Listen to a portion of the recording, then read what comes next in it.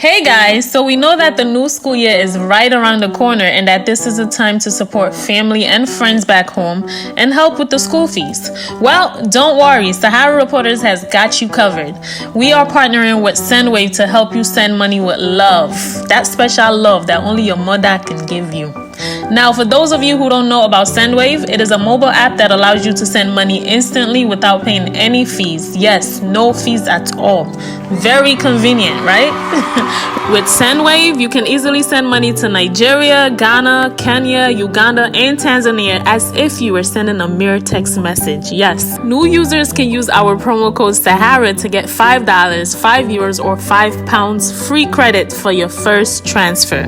All you have to do is simply use our promo code before you make the transaction. And on top of that, everyone who sends money to Nigeria, whether they're old or new senders, will get a 4.5% cash bonus for transfers over $50, €50, etc.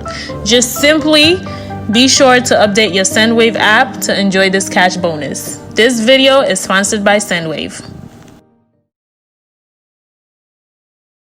Upon attaining independence, Nigeria's growth trajectory was anchored on policies and programs that positively impacted on all sectors of the economy. However, this journey was cut short by the 30 months of civil war. We came out of the civil war with a focus on reconstruction, rehabilitation, and reconciliation that enabled, which was truncated by another round of military rule. For a cumulative 29 of our 60 years existence as a nation, we have been under military rule. My summary of our journey so far as a nation is necessary to appropriately chart where we need to go and how to get there together. Today, I am aware that our economy, along with every single economy in the world, is in crisis. We still face security challenges in parts of the country, while our society suffers from high loss of moral rectitude, which is driven by unbridled craving for political control. An underlying cause of most of the problems we have faced as a nation is our consistent harping on artificially contrived fault lines that we have harbored and allowed unnecessarily to fester. In addition, institutions such as civil service, police, the judiciary, the military all suffered from a general decline.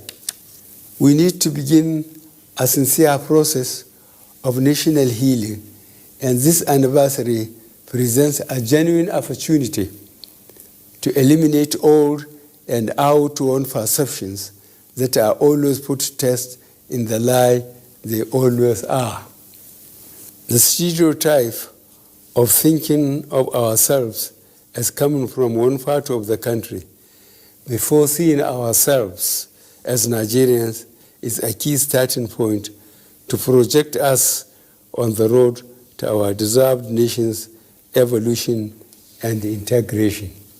To start this healing process, we are already blessed with the most important asset any nation requires for such, our people. And this has manifested globally in the exploits of Nigerians in many fields. It has been demonstrated time and time again that Nigerians in the diaspora frequently excel in science, technology, medicine, sports, arts, and many other fields. Similarly, the creativity, ingenuity, and resourcefulness of the Nigerian at home has resulted in globally recognized endeavors. I am convinced that if we pursue our aspirations together, we would be able to achieve whatever we desire. That informed our adopting the theme "Together" to mark this epochal event. Together, we can change our condition for the better, and more importantly, together we can do much more for ourselves and for our country. I choose the path of self-reflection because this is what I do on a daily basis, and I must confess that at most times I always felt the need for a collective reflection, as I know that the foundation for a solid future which this administration is laying can only be sustainable if there is a collective commitment by Nigerians. Nigeria is not a country for Mr. President, any ruling or opposition party, but a country for all of us, and we must play our part irrespective of challenges we face to make this country what we desire. To achieve this, we must focus our minds together as a people on ways of resolving the identified critical challenges that underlie our present state. These include A. Evolving and sustaining a democratic culture that leaves power in the hands of the people. B. Supporting the enthronement of the rule of law, demanding accountability of elected representatives and contributing to good governance. C. Increasing our commitment to peaceful coexistence in a peaceful, secure, and united Nigeria. D. Harnessing and optimizing our tremendous human and natural resources to attain our goal of being in the top 20 economies of the world, and in the process, E. Lifting 100 million Nigerians out of poverty in 10 years. F. Strengthening institutions to make them stronger in protecting national interests. And G. Imbibing tolerance in diversity. I am a firm believer in transparent, free, fair, and credible elections, as has been demonstrated during my period as a democratically elected president. The recent build-up and eventual outcome of the Edo State election should encourage Nigerians that it is my commitment to bequeath to this country processes and procedures that would guarantee that the people's votes count. The problems with our electoral process is mainly human-induced, as desperate desire for power leads to desperate attempts to gain power and office.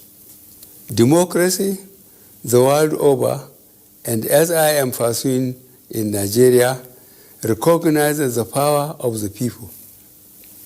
However, if some constituencies choose to bargain off their power, they should be prepared for denial of their rights.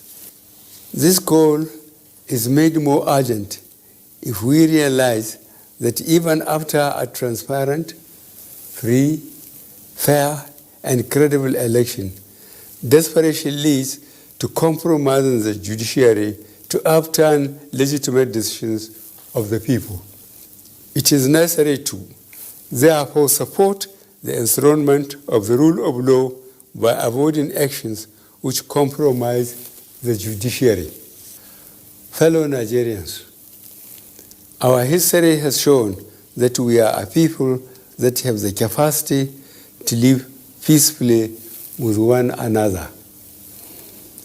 As a government, we remain committed to our constitutional oath of securing the lives and properties of the citizenry. I, however, call on the citizenry to also support government by providing the necessary community-level intelligence in addressing these challenges. In moving forward together, it is important to strengthen our economy, to provide sustainable means of livelihood for as many Nigerians as possible, so as to eradicate absolute poverty from our midst. I want to re-emphasize my dedication and commitment, a dedication and commitment that propelled my public service career and informed my quest to continually seek for an opportunity to improve the lives of Nigerians, set the country on the path of prosperity, and lead the country to a better future. This administration has been focused on rebuilding and laying the foundations for a sustainable Nigeria. Of course, we have met and are still meeting the challenges inherent in any rebuilding initiative.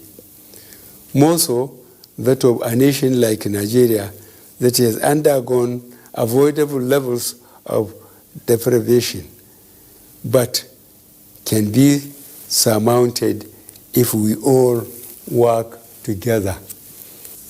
I wish to reiterate that our people and our spirit of excellence remains our most important asset.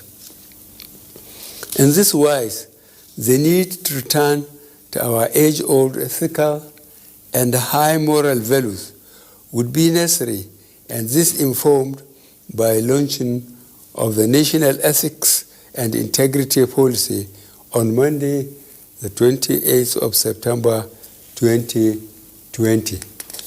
The policy will not implement itself, and the first contact of the visibility of its implementation is the public service, whose ongoing reforms would be expected to be sustainable and give a radical redirection in providing services to all Nigerians.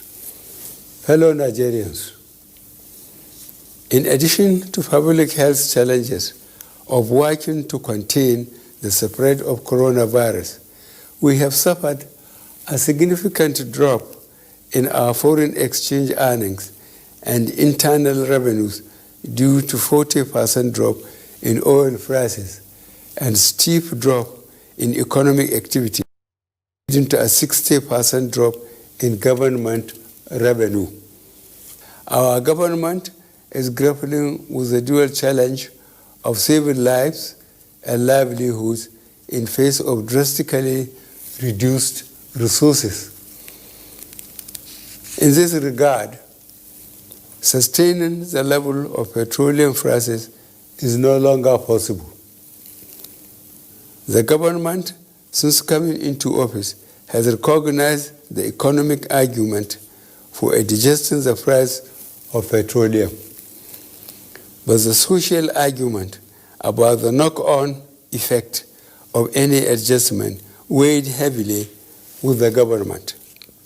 Accordingly, in the last 3 years, we have introduced unprecedented measures in support of the economy and to the weakest members of our society in the shape of A, trader money, B, farmer money, C, school feeding program, D, job creation efforts, and E, agricultural intervention programs.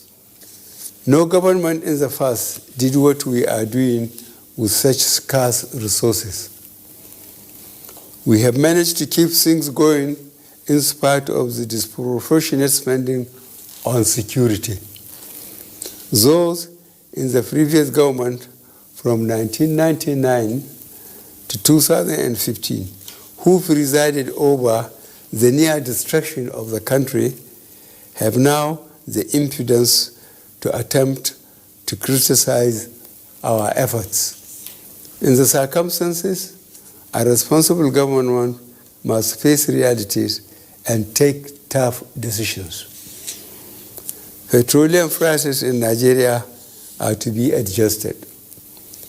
We sell now at 161 naira per litre. A comparison with our neighbors will illustrate the point. A. Chad, which is an oil-producing country, charges 362 naira per litre. B. Niger, also an oil-producing country, sells 1 litre at 346 naira. C. Ghana, another oil-producing country, petroleum pump price is 326 naira per litre. Further afield, Egypt charges 211 naira per litre. Saudi Arabia charges 168 naira per litre. It makes no sense for oil to be cheaper in Nigeria than in Saudi Arabia.